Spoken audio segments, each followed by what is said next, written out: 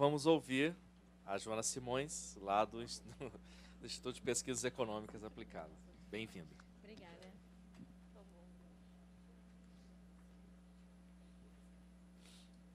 Tem a apresentação? Sim, está aí já na tela. Ah, tá. Obrigada. Boa tarde a todos. Eu estou representando o IPEA e, só para fazer uma pequena propaganda, no ano passado a gente lançou lá no IPEA um livro sobre o tema da juventude, com 2 volumes, discutindo a inserção dos jovens no mercado de trabalho e considerando diversas dimensões. Então, nesse livro é abordado temas de educação, até mesmo violência, a questão da alta rotatividade dos jovens no mercado de trabalho. E lá no IPEA, então, esse tema é bastante estudado, e até o meu colega, que, na verdade, deveria ter vindo aqui, que é o Carlos Henrique, ele e outros colegas também, eles estudam especificamente também a questão do menor aprendiz, né? E o que eu vou apresentar aqui para vocês, na verdade, são dados, são questões que estão presentes em 2 capítulos que eu contribuí para esse livro, relacionadas à juventude e à questão da educação e dos jovens que não trabalham e nem participam no mercado de trabalho. Então, em relação à educação, o que a gente observa? A gente observa que tem tido um aumento contínuo da escolaridade dos jovens. Todavia, esse aumento da escolaridade ainda não é o suficiente. Os jovens ainda não estão no patamar que seria desejável. Então, a gente observa que, por exemplo, entre os jovens de 19 anos, apenas pouco mais da metade deles concluiu o ensino médio. E entre os jovens de 25 a 29 anos, cerca de 14% possuem o ensino superior completo. Então, são números baixos, né? Pode passar.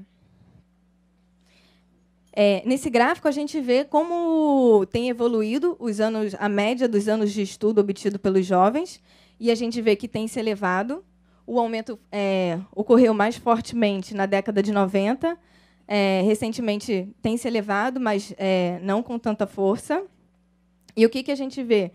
Que, para os jovens de 15 a 17 anos, eles têm, em média, menos de 8 anos de estudo. Isso significa que, em média, os jovens de 15 a 17 eles ainda não completaram o ensino fundamental. A média, para esses jovens, né, de 15 a 17, eles deveriam estar no ensino médio, então a média deveria estar entre 8 e 11 anos de estudo, né? Então, está abaixo do mínimo que deveria ser. E quando a gente considera os jovens, né, de 18 a 24 e os jovens de 25 a 29, a gente vê que, em média, eles têm menos de 10 anos de estudo. Então, esses jovens eles já deveriam ter o ensino médio completo, e eles, na verdade, não têm, em média, o ensino médio completo. Eles têm menos que o ensino médio completo. Têm menos de 10 anos de estudo, né? O ensino médio completo seriam 11 anos de estudos.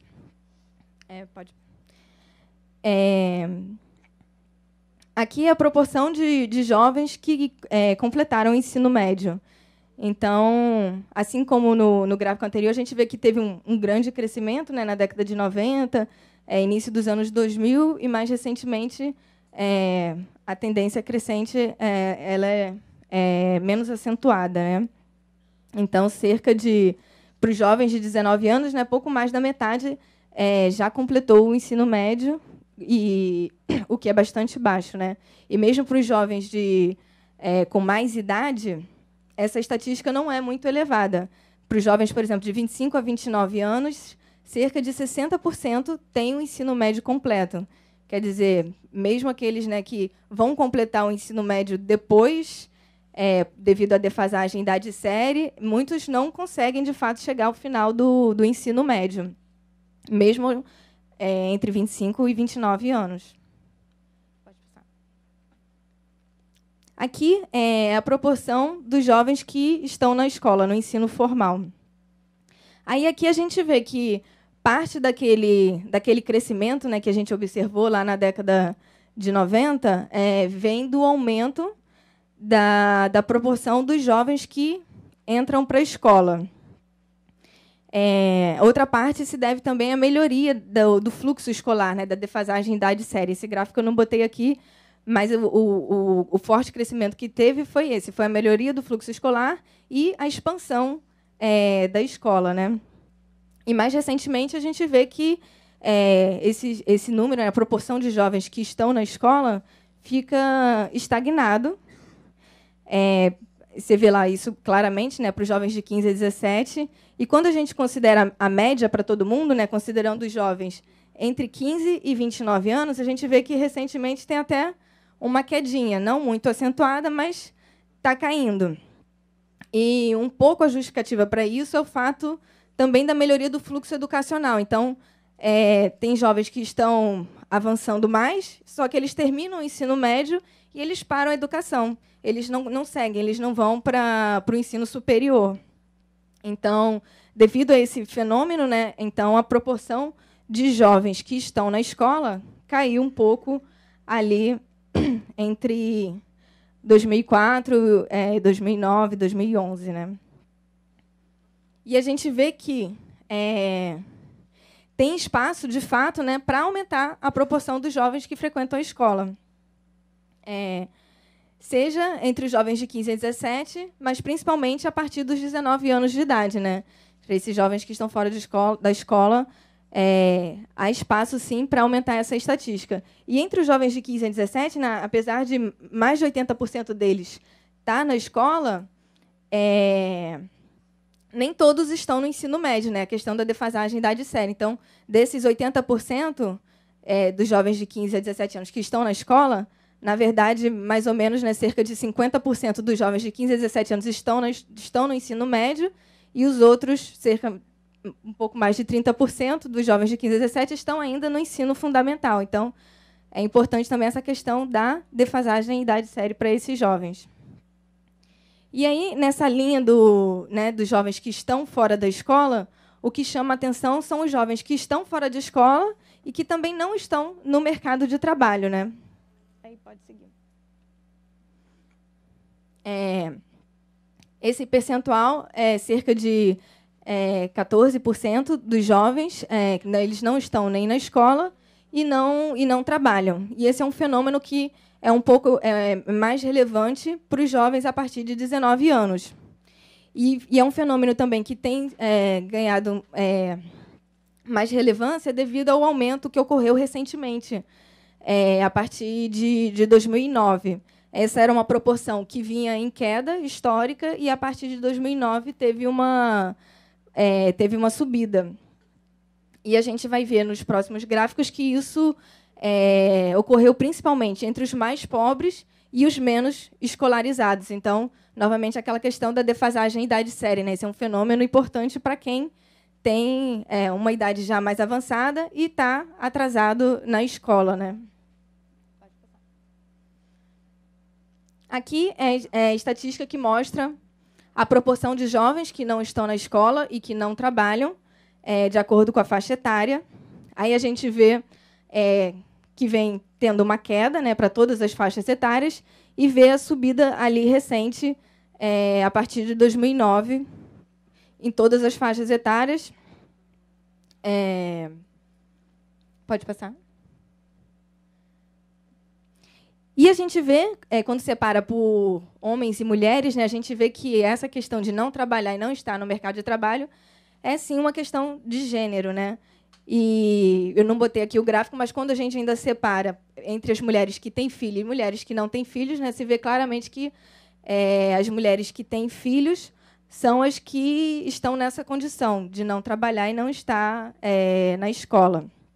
E aí a gente vê que, nesse gráfico, a tendência de redução histórica dessa proporção de jovens que não estudam e não estão no mercado de trabalho se deve principalmente à queda desse fenômeno entre as mulheres, né? Então, o aumento, a melhoria, né, da inserção das mulheres no mercado de trabalho, mesmo entre aquelas que têm filhos, contribuiu muito para a redução desse fenômeno ao longo do tempo. E o aumento recente, a partir de 2009, ocorreu, na verdade, tanto para homens quanto para mulheres. Então, o aumento recente não é assim não é uma questão de gênero, né, por assim dizer. Ela afetou tanto homens quanto mulheres, né, apesar desse fenômeno ser nitidamente um fenômeno mais característico das mulheres. Né? Pode voltar um pouquinho?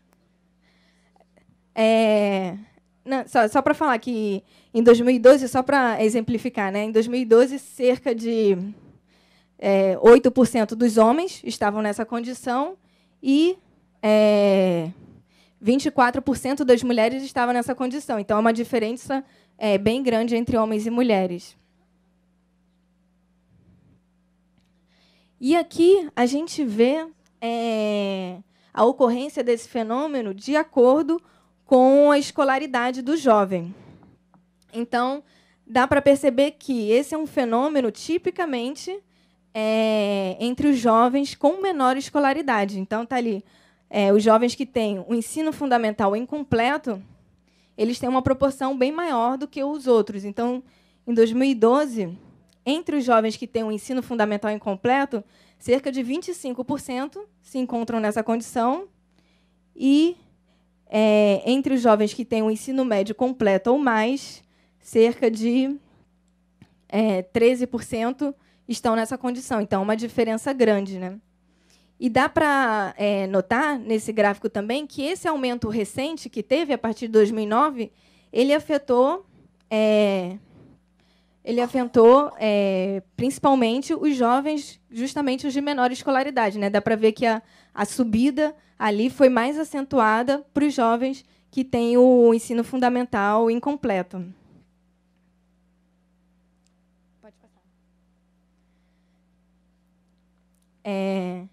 E aqui aqui é a apresentação desse fenômeno, né, de acordo com o nível de renda. Então, aqui, no eixo X, está apresentado os décimos de distribuição de renda, né, do décimo mais pobre para o décimo mais rico. E o que dá para a gente ver? Dá para ver que esse é um fenômeno tipicamente também dos jovens que estão em famílias com menor renda per capita. Então, para os décimos mais pobres da distribuição de renda, esse é um fenômeno mais acentuado. Então, em 2012, por exemplo, cerca de 35% dos jovens de famílias de baixa renda, né, que estão no décimo inferior, encontram-se, né, nessa situação de não trabalhar e não estudar, enquanto que esse número para o décimo superior da distribuição de renda era cerca de 7%. Então, é uma diferença bastante grande.